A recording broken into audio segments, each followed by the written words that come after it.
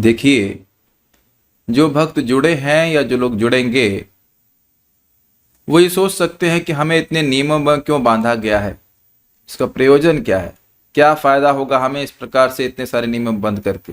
सुबह उठें, 16 माला का जप करें, केवल प्रसाद ही ग्रहण करें, व्यर्थ की बात नहीं करें, इत्यादि इत्यादि इत्यादि। तो कभी कभी व्यक्ति परेशान हो सकता है, स्पेशली नए लोग, हाय रे इतने सारे नियम बांध दिया। 16 माला का जप करो, 4 नियमों का पालन करो, प्रसाद ही खाओ, सुबह उठो, ये वो। पहले तो आप बोल रहे थे केवल एक ही माला करने से सब ठीक रहेगा। तो एक प्रश्न व्यक्ति के मन में आ सकता है, इससे फायदा क्या होगा? तो इसको भगवत गीता में ही उत्तर दिया गया है। हर व्यक्ति, हर साधक भगवान की कृपा चाहता है। कृपा भगवान करते हैं, और किस पे करते हैं वह इस श्लोक में बोल रहे हैं। राग द्वेष विमुक्तस्तु विषयान इंद्रियश्चरन् आत्मवशैर विधेया आत्मा प्रसादम अधिगच्छति। राग और द्वेष से मुक्त होते हुए, राग मतलब मेरे पुराने संस्कारों के कारण मुझे चीजें अच्छी लगती हैं यद्यपि वो मेरी अच्छी नहीं है, और द्वेष मतलब जो चीजें मेरे लिए अच्छी हैं, जैसे सुबह उठना, भगवान का नाम जप करना, लेकिन उसको मुझे पसंद नहीं आता, तो उनसे मुक्त होते हुए विषयान इंद्रियश्चरन् आत्मवश्यर। आत्म का अर्थ है मन, मन के वश में इंद्रियों को चराएगा। इंद्रियों को गो भी कहा जाता है, जैसे गाय, गो मतलब गाय, तो गाय जैसे चरती है, तो उस तरह से मन के वश में चरे। मतलब जब इंद्रियों का प्रयोग भगवान की सेवा के लिए हो तब तो वह करे, अन्यथा वह इंद्रियों का प्रयोग ना करे। यानी इंद्रियां राग और द्वेष से रहित हैं, ये कहने का अर्थ है। और मन को किसके अंतर्गत करे? विधेय आत्मा, विधि का पालन करने वाला आत्मा हो जाए, व्यक्ति हो जाए, तो ऐसा व्यक्ति प्रसादम अधिगच्छति, प्रसाद को प्राप्त करता है, कृपा को प्राप्त करता है, अर्थात उसका मन शुद्ध हो जाता है, पवित्र हो जाता है।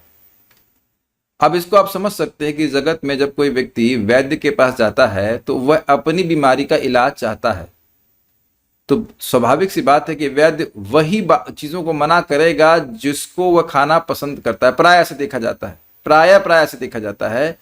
और अगर वो ठीक होना चाहता है तो वह विधि का पालन करेगा, और विधि का पालन करेगा तो वो स्वस्थ होता चला जाएगा। स्टैंडर्ड तरीका है भगवान की कृपा प्राप्त करने का। तो उसका हमारे जप में क्या एप्लीकेशन है? अब हमको अच्छा लग रहा है या बुरा लग रहा है, इससे कोई मतलब नहीं है। अगर हम अपने अनर्थों की निवृत्ति चाहते हैं तो हमको बड़ी दृढ़ता से उतने ही उत्साह पूर्वक जब करना होगा जब हमको अच्छा न लग रहा हो, जितना कि हमको जब उतना उत्साह से करते जब हमको अच्छा लग रहा है। Is it okay? एक बहुत सुंदर बात इसी संबंध में श्रीमान गौरांग प्रभु ने बताई थी कि देखिए, जब हवाई जहाज को टेक ऑफ करना होता है तो वो एक रोड है उस पे ही चलाया जाता है उसको, ऐसा नहीं कि उसको कहीं भी गड्ढे में घुमा दिया जाएगा। तो उस ट्रेजेक्ट्री में उसको फिक्स किया गया है कि तुम इतने इसी में चलो ताकि इसकी स्पीड बढ़े, और इतनी स्पीड बढ़ जाए कि वो टेक ऑफ करके हवाई जहाज हवा में, इसे इंग्लिश में कहते हैं एयरबॉर्न हो जाए, हवा में ऊपर उठ जाए। उसी प्रकार से विधि का जो आदेश दिया गया है, वैदिक भक्ति को करने के लिए कहा गया है कि नियम से जप करो, नियम से कथा सुनो, नियम से सब करो, इसलिए ताकि हमारी चेतना गुणों के पार चली जाए। वही अर्थ है, कृपा प्राप्त हो जाए। तो उम्मीद है कि सारे विधेय आत्मा इस विधि का पालन करते हुए नामोच्चारण करेंगे। अच्छा लगे बुरा लगे उससे मतलब नहीं है, हमारे लिए अच्छा है।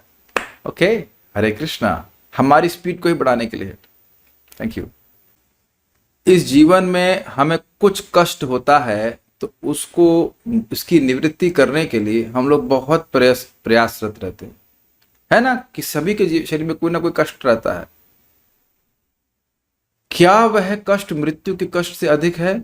तो उत्तर होगा नहीं, क्योंकि हम उस कष्ट से अपना शरीर अभी नहीं छोड़ रहे हैं।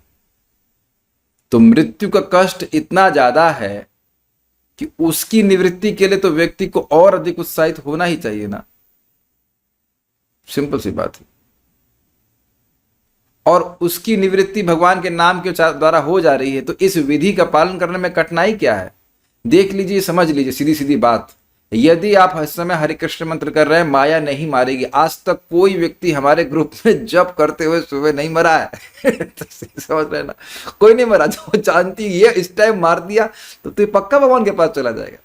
और 16 माला यदि आपने करी तो प्रभुपाद जी का आदेश है कि आप उसके बाद वह भगवान के पास जाएगा। तो बिल्कुल पकड़ लीजिए। कबड्डी कबड्डी वाला गेम होता है ना, जानती है कबड्डी वाले कहते हैं, अरे ये इसने अगर ये छू दिया, क्या कहते हैं उसको, पारी छू दी, तो ये अब इसको हम छोड़ना ही पड़ेगा। इतना दिमाग में घुसा लीजिए सब लोग। Okay, now will chant Hare Krishna.